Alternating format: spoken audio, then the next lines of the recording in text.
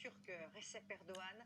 Ce dernier reproche au chef de l'État français ses récentes annonces sur le séparatisme islamiste et sa défense des caricatures de Mahomet. Plusieurs pays musulmans ont aussi appelé au boycott des produits français. Quentin Fichet. Devant un public acquis à sa cause, le président turc tient hier des propos virulents contre Emmanuel Macron. Tout ce qu'on peut dire d'un chef d'État qui traite des millions de membres de communautés religieuses différentes dans son pays de cette manière, c'est aller d'abord faire des examens de santé mentale. Macron a besoin de se faire soigner. Recep Tayyip Erdogan reproche au président français ses déclarations sur le séparatisme islamiste et son intention de ne pas renoncer aux caricatures. La réponse de l'Élysée ne tarde pas. Les propos du président Erdogan sont inacceptables. L'outrance et la grossièreté ne sont pas une méthode.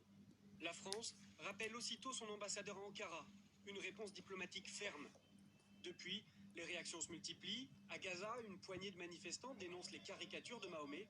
Des portraits d'Emmanuel Macron sont même brûlés en pleine rue. En Israël, 200 personnes se sont rassemblées devant la résidence de l'ambassadeur de France. Le gouvernement français doit maintenant prendre la décision d'arrêter, de cesser de nuire aux prophètes, de cesser de nuire aux symboles de l'islam.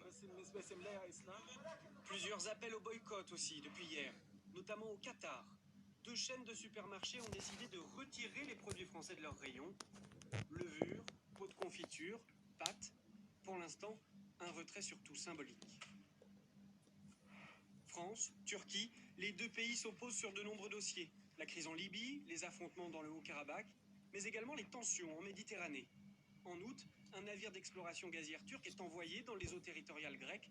L'Union européenne, dont la France, s'y oppose. Le peuple français sait-il le prix qu'il devra payer à cause de ses dirigeants cupides et incompétents? Force est de constater qu'aujourd'hui la Turquie n'est plus un partenaire dans cette région.